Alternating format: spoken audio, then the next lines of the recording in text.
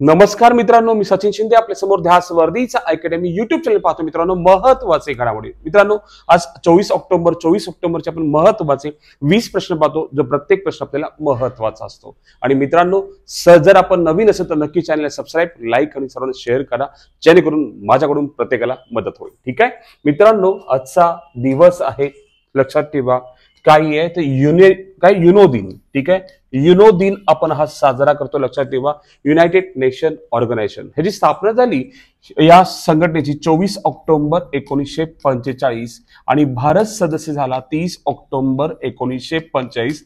भारत हा 50वा देश होता. लक्षात ठेवा, जो सदस्य होणारा कुठे युनायटेड नेशन्स ऑर्गनायझेशन मध्ये. ठीक आहे, म्हणून आज 24 ऑक्टोबर हा दिवस आपण युनायटेड नेशन्स डे म्हणून आपण साजरा करतो. मित्रांनो, आजचा पहिला पॉइंट आहे की 16वी ब्रिक्स परिषद कोणत्या ठिकाणी घेण्यात आली आहे, तर उत्तर आहे रशियामध्ये घेण्यात आली. ठीक आहे, ऍक्च्युअली हा प्रश्न आपण अगोदर पण घेतलाय, पण नवीन काही गोष्टी आपल्याला पाहतोय की 16व्या ब्रिक्स परिषदेसाठी पीएम मोदी रशियातील कझान येथे गेले आणि गेल्या वर्षी गटाच्या विस्तारानंतर ही शिखर परिषद आहे. ठीक आहे, ब्रिक्स राष्ट्रांमध्ये आता ब्राझील, रशिया, चीन, दक्षिण आफ्रिका, इराण, इजिप्त, इथिओपिया, संयुक्त अरब, लक्षात ठेवा अमिरातीचा समावेश आहे. म्हणजे 1 2 3 4 5 6 7 8 देशांचा आता समावेश आहे. लक्षात असू दे, है ना. उद्देश काय, उदयोन्मुख अर्थव्यवस्थांमधील सहकार्याला प्रोत्साहन देणे आहे आणि आर्थिक वाढ आणि विकासाला चालना देण्यासाठी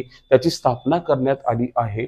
16वी ब्रिक्स परिषद कोणत्या ठिकाणी घेण्यात आली, ऍक्च्युअली कुठं, रशियातील कुठं, कझान मध्ये घेण्यात आली आहे. माहिती असणं आपल्याला आवश्यक आहे. दुसरा प्रश्न मित्रांनो, ओडिशा आणि पश्चिम बंगाल येथे कोणते चक्रीवादळ आले आहे, तर उत्तर आहे दाना नावाचं चक्रीवादळ आलंय. दाना नावाचं चक्रीवादळ येणार आहे. भारतीय हवामान विभागाने जाहीर केले की बंगालच्या उपसागरावरील कमी दाबाचे क्षेत्र 23 ऑक्टोबर पर्यंत चक्रीवादळ दाना नावाच्या तीव्र चक्रीवादळात विकसित होण्याची अपेक्षा होती.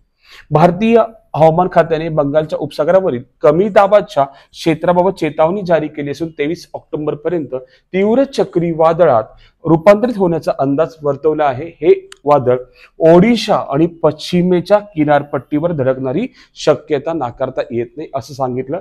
त्या चक्रीवादळाचं नाव काय होतं, दाना. लक्षात ठेवा. ठीक आहे, चलो पुढचा प्रश्न.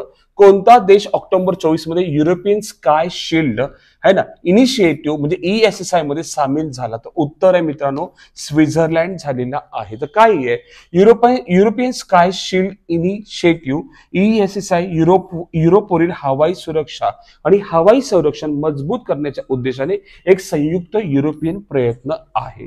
त्यात स्वित्झर्लंड समावेश झाला आहे. संरचना सुधारणे आवश्यक आहे, विशेषतः रॉकेट, ड्रोन, इतर प्रकारची हवाई हल्ल्यांच्या तंत्रज्ञानासह क्षेपणास्त्र आणि हवाई धोक्यांपासून संरक्षण करण्यासाठी डिझाईन केलेले आहे. हे त्यांचं एक टार्गेट आहे. त्यात कोण सामील झालाय, तर स्वित्झर्लंड नावाचा देश सामील झाला आहे. ठीक आहे, पुढचा प्रश्न. EZDLY 305 रॉकेट कोणत्या देशाने लॉन्च केले, तर रशियाने लॉन्च केले आहे. तर काय आहे हे, तर लक्षात ठेवा लाईट मल्टीपर्पज गाइडेड रॉकेट आहे. ठीक आहे, LMUR ने युक्रेनमध्ये है ना जॅमिंगला तीव्र प्रतिकार दर्शवला आहे आणि हे हेलिकॉप्टरने हवेतून जमिनीवर मारा करणारे क्षेपणास्त्र आहे. बख्तरबंद वाहने संरचना आणि जहाजांना तो लक्ष्य करतोय. लक्षात ठेवा, आणि क्षेपणास्त्र 1.94 मीटर लांब, 200 मिलीमीटर व्यासाचे आणि 105 किलो वजनाचे आहे. हे सुद्धा माहिती असणं आपल्याला आवश्यक आहे. पुढचा प्रश्न. भारत आणि सिंगापूर हवाई दल यांच्या संयुक्त लष्करी प्रशिक्षणाचे कोणते संस्करण आयोजित करण्यात आले, कितवे संस्करण आयोजित करण्यात आले असा प्रश्न विचारलाय. भारत आणि सिंगापूर हवाई दल, लक्षात ठेवा, यांच्या संयुक्त लष्करी प्रशिक्षणाचे कितवे संस्करण आयोजित करण्यात आले, तर उत्तर आहे 12वे. कितवे, 12वे. लक्षात ठेवा. 21 ऑक्टोबर 24 रोजी भारतीय हवाई दल रिपब्लिक ऑफ सिंगापूर एअरफोर्स, लक्षात ठेवा, ने पश्चिम बंगालच्या कलाईकुंडा है ना कलाईकुंडा येथे वायुसेना स्टेशनवर संयुक्त लष्करी प्रशिक्षण सरावाच्या 12व्या आवृत्तीच्या सुरुवात केली. सरावाचा दुसरा टप्पा 13 ते 21 नोव्हेंबर 24 या कालावधीत आयोजित करण्यात येणार आहे. द्विपक्षीय टप्प्याचा उद्देश युद्ध तयारी तीव्र करणे, दोन हवाई दलांमध्ये ज्ञानाच्या देवाणघेवाणीला प्रोत्साहन देणे हे त्यांचा मुख्य उद्देश आहे, लक्षात ठेवा. पुढचा प्रश्न, नेक्स्ट क्वेश्चन 6वा. नुकतेच गुगलचे नवीन सीटीओ म्हणून कोण बनले आहेत? तर लक्षात ठेवा सुंदर पिचाई इथं सीईओ आहेत, लक्षात ठेवा प्रभाकर राघवन हे बनले आहेत, लक्षात असावं, हे बनलेले आहेत. ठीक आहे, सुंदर पिचाई इथं सीईओ आहेत, लक्षात ठेवा. ठीक आहे, प्रभाकर राघवन हे गुगलचे नवीन मुख्य तंत्रज्ञान अधिकारी, म्हणजे मुख्य तंत्रज्ञान अधिकारी त्याला काय म्हणतात? सीटीओ म्हणतात, लक्षात ठेवा. थेट गुगलचे सीईओ सुंदर पिचाई यांनी कळवली बातमी आणि सांगितलं की बाबा यांची निवड मी करतोय. ठीक आहे, प्रभाकर राघवन यांना गुगलमध्ये काम करण्याचा 12 वर्षाचा अनुभव आहे. त्यांची IIT मद्रास मधून बॅचलर ऑफ टेक्नॉलॉजीची पदवी प्राप्त केली. कुठून? मद्रास, IIT मद्रास मधून. ठीक आहे, पुढील प्रश्न, नेक्स्ट क्वेश्चन मित्रांनो. श्री सिंगेश्वर मंदिर कोणत्या ठिकाणी आहे? तर उत्तर आहे मापेडू येथे आहे. तर का फेमस आहे? ताम्रपट भेटलेत काही महत्वाचे जुन्या काळातले, म्हणून हे मंदिर भारतात सध्या फेमस झालेलं आहे. तर काय आहे सर? ठीक आहे, तिरुवल्लूर जिल्ह्यातील मापोडू गावातील सिंगेश्वर मंदिरात एक महत्वपूर्ण पुरातत्व शोध लागला आहे, जेथे 16व्या शतकातील ताम्रपट शिलालेखांचा संच सापडला आहे. हिंदू रिलिजियस अँड चॅरिटेबल है ना ऍडव्हान्समेंट HRCE विभागाच्या देखरेखीखाली मंदिराच्या लॉकरची नियमित तपासणी करताना अधिकाऱ्यांनी विजयनगर राज्याच्या एका शिक्का असलेल्या अंगठीसह जोडलेल्या तांब्याच्या प्लेटची 2 पाने सापडली. पुरातत्व संरक्षण पुष्टी केली की 1513 मध्ये राजा कृष्णदेव राय यांच्या कारकिर्दीत कोरले शिलालेख नंदी नगरी लिपी वापरून संस्कृतमध्ये लिहिलेले आहेत. हे सुद्धा माहित असणं आवश्यक आहे. ओके, पुढील प्रश्न, 8वा प्रश्न. राष्ट्रीय मानव अधिकार आयोगाला 12 ऑक्टोबर 24 रोजी किती वर्ष पूर्ण झाले आहेत? तर लक्षात ठेवा 31 वर्ष पूर्ण झालेले आहेत. किती? 31 वर्ष पूर्ण झालेत, माहिती असावं, लक्षात ठेवा. ठीक आहे, मग स्थापना केव्हा झाली सर याची? 12 ऑक्टोबर 1993 रोजी स्थापना झाली. ठीक आहे, राष्ट्रीय मानवाधिकार आयोगाने विज्ञान भवन नवी दिल्ली येथे 31व्या स्थापना दिनानिमित्त वृद्ध व्यक्तींच्या हक्कावर एक कार्यक्रम राष्ट्रीय परिषद आयोजित केली. वृद्ध व्यक्तींचे लक्षात ठेवा. आणि याची स्थापना झाली 12 ऑक्टोबर 93 रोजी. भारताचे उपाध्यक्ष श्री जगदीप धनखड हे प्रमुख पाहुणे म्हणून उपस्थित होते. मित्रांनो लक्षात ठेवा, यांचे अध्यक्ष जे असतात मानवी हक्क आयोगाचे, हे रिटायर्ड सुप्रीम कोर्टचे न्यायाधीश असतात, जे 65 ते 70 वर्षापर्यंत कामावर राहतात. 5 वर्षांचा कार्यकाल असतो, माहिती असणं आवश्यक आहे. आणि राज्य मानव अधिकार आयोगाचे अध्यक्ष हे उच्च न्यायालयाचे न्यायाधीश असतात, लक्षात ठेवा. 62 ते 68 वर्षापर्यंत, म्हणजे 67 वर्षापर्यंत पदावर राहतात, म्हणजे 5 वर्ष. म्हणजे लक्षात ठेवा, रिटायर झाल्यानंतर ते मानवी हक्क आयोगाचे राष्ट्रीय आणि राज्य आयोगाचे अध्यक्ष असतात. पुढे नेक्स्ट क्वेश्चन मित्रांनो, 9वा. दुसरा राष्ट्रीय दीपगृह महोत्सव 2024 कोणत्या मंत्रालयाने सुरू केला आहे? तर बंदरे जहाज बांधणी आणि जलमार्गाने सुरू केला आहे. बंदरे जहाज बांधणी आणि जलमार्ग मंत्रालयाद्वारे आयोजित पुरी येथील, कुठं? पुरी येथील, लक्षात ठेवा, लाईट हाऊस टुरिझम कन्क्लेव्ह 24 सह दुसरा राष्ट्रीय दीपगृह महोत्सव सुरू झाला. सरकारी अधिकारी, पर्यटन तज्ञ, संरक्षकांसह 100हून अधिक अधिकारी सहभागी हजेरी लावली आणि दीपगृह पर्यटनाला चालना देण्यावर आणि सागरी वारसा जतन करण्यावर या कार्यक्रमाचा भर होता. आणि तो बंदरे जहाज बांधणी जलमार्ग मंत्रालयाने सुरू केला आहे. ठीक आहे, पुढचा प्रश्न मित्रांनो, 24व्या राष्ट्रीय पॅरा स्विमिंग चॅम्पियनशिप 24 कोठे झाली? तर उत्तर आहे गोव्यामध्ये झाली. कुठे झाली? गोव्या. आणि महाराष्ट्राचे काही प्लेयर्स आहेत ते जिंकले, त्यांचं नावं बघूया आपण.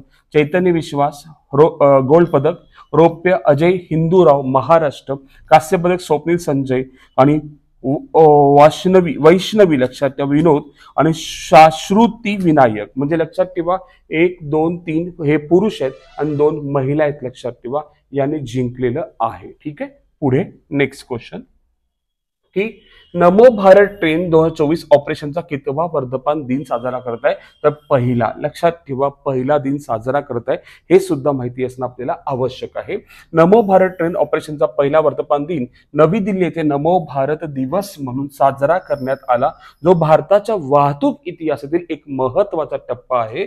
नॅशनल कॅपिटल रिजन ट्रान्सपोर्ट कॉर्पोरेशनने कार्यक्रम आयोजित केला होता. लक्षात ठेवा, NCRTCने हा कार्यक्रम आयोजित केला होता आणि हा पहिला वर्धापन दिन आहे हे सुद्धा माहिती असणं आवश्यक आहे. पुढचा प्रश्न 12वा, जागतिक माध्यम आणि माहिती साक्षरता सप्ताह केव्हा साजरा केला जातो? तर उत्तर आहे मित्रांनो, लक्षात ठेवा, सप्ताह केव्हा साजरा केला जातो हा प्रश्न विचारला तर उत्तर आहे 24 ते 31 ऑक्टोबर दरम्यान हा साजरा केला जातो. माहिती असणं आपल्याला आवश्यक आहे. पुढचा 13वा प्रश्न, संयुक्त राष्ट्र जैवविविधता परिषद 24 COP 16 मध्ये कुठे झाली असा प्रश्न विचारतात. उत्तर आहे कोलंबिया मध्ये झालेली आहे. ठीक आहे. पुढील प्रश्न, नेक्स्ट क्वेश्चन मित्रांनो, टिंबटिंब ही महिला T20 विश्वचषक 24 मधील सर्व स्पर्धेत 4थ्या क्रमांकाची सर्वाधिक धावा करणारी खेळाडू ठरली आहे. ठीक आहे. तो कोण आहे? हरमनप्रीत कौर ही भारतीय, लक्षात ठेवा, भारताचे कॅप्टन आहे. ही 4थ्या क्रमांकाची सर्वाधिक धावा करणारी खेळाडू ठरली आहे. तर पहिली म्हटलं लारा ओलवार्ड, डॅनी वॅट ही दुसरी, लक्षात ठेवा, आणि तिसरी कोण? मेली के, आणि चौथ्या आपल्या भारतीय महिला हरमनप्रीत कौर या ठरल्या आहेत. ठीक आहे. पुढे नेक्स्ट क्वेश्चन मित्रांनो, 15वा, जगातील सर्वात प्रदूषित शहरांच्या यादीत कोणते शहर पहिल्या क्रमांकावर आहे? तर लाहोर हे पहिल्या क्रमांकावर आहे आणि नवी दिल्ली, लक्षात ठेवा, दुसऱ्या क्रमांकावर आहे सर्वाधिक प्रदूषित शहरांमध्ये यादी. ठीक आहे. पुढे नेक्स्ट क्वेश्चन मित्रांनो, 16वा, मिस इंडिया वर्ल्ड 24 कितवी स्पर्धा आहे? तर 60वी स्पर्धा आहे. ऍक्च्युली हा प्रश्न मी घेतलाय पण थोडासा काही पार्टसाठी मी हा पुन्हा एकदा घेतलाय, लक्षात ठेवा. तर निकिता पोरवालाने हे मिस इंडिया वर्ल्ड जिंकले, सगळ्यांना माहिती आहे. मध्य प्रदेशातील निकिता पोरवालाने मिस इंडिया वर्ल्ड ताज जिंकला आहे. ती मिस वर्ल्ड मध्ये भारताचे प्रतिनिधित्व करणार आहे. हा एक पॉइंट जरा महत्वाचा होता. आणि खास करून रेखा पांडे ही दादरा नगर हवेलीची आणि आयुषी ढोलाकिया ही गुजरातची उपविजेत्यामध्ये हिने प्रथम क्रमांक आणि हिने द्वितीय क्रमांक पटकावला आहे. खास हे 2 पॉइंट सुद्धा माहिती असणं आवश्यक आहे. संगीता बिजलानी, निकिता म्हैसाळकर, अनिस बजमी, नेहा धुपिया, बास्को मार्टिस आणि मधुर भंडारकर यांच्यासह सेलिब्रिटी ज्युरी असलेल्या कार्यक्रमाच्या 60व्या आवृत्तीत उपस्थित होते. ऍक्च्युली खूप टाइम प्रश्न विचारलाय की बाबा कोण जिंकलं, पण सेकंड थर्ड नंबर कोण आले आजकाल विचारलं शकतात, म्हणून मी हे दोन्ही पॉइंट रेखा पांडे आणि आयुषी ढोलकिया हे मुद्दाम घेतले. ठीक आहे. चलो नेक्स्ट क्वेश्चन मित्रांनो, लक्षात ठेवा, 17वा, ऑक्टोबर 24 मध्ये केंद्रीय रस्ते वाहतूक महामार्ग मंत्रालयाने मणिपूर मधील किती राष्ट्रीय महामार्ग प्रकल्पांना मान्यता दिली? फक्त छोटंसं गाव आहे मणिपूर, इथे किती दिले? तर 20 प्रकल्पांना मान्यता दिली. म्हणजे छोटंसं राज्य आहे पण त्या राज्यात सुद्धा खूप काय आपल्याला आता स्ट्रगलर करून खूप काही कामं करायची आहेत, लक्षात ठेवा. म्हणून 20 प्रकल्पांना मान्यता दिली आहे. पुढे नेक्स्ट क्वेश्चन, नुकताच कालिदास सन्मान पुरस्कार कोणाला दिला जाणार आहे? तर रघुपती भट्ट यांना दिला जाणार आहे. माहिती असणं आपल्याला आवश्यक आहे. पुढे नेक्स्ट क्वेश्चन, कालचा प्रश्न, कोणता टेनिसपटू निवृत्तीची घोषणा केली आहे? तर लक्षात ठेवा, राफेल नदालने घोषणा केली आहे की निवृत्तीची घोषणा केली आहे. आणि आजचा 20वा प्रश्न जो आपल्याला महत्वाचा आहे की रतन टाटा यांचे निधन केव्हा झाले? आपल्याला उत्तर सांगायचं आहे. 8 ऑक्टोबर, 9 ऑक्टोबर, 10 ऑक्टोबर, 11 ऑक्टोबर. आजचा प्रश्न महत्वाचा जो आपल्याला उत्तर सांगायचं आहे कमेंट बॉक्समध्ये. आणि मित्र हो, सर्वचे सर्व प्रश्न मी घेण्याचं काम केलं. प्रत्येक प्रश्न आपल्याला महत्वाचा आणि ताकदीचा आहे. लक्षात असू दे की प्रत्येक प्रश्न आपल्याला महत्वाचा ताकदीचा जो प्रत्येक प्रश्न आपण अभ्यास करणं सुद्धा गरजेचं आहे. ठीक आहे. आज आपण इथेच थांबू मित्र हो. नक्की उद्या आपण याच टाइमला याच वेळी भेटू मित्रांनो. धन्यवाद. थँक्यू मित्रांनो.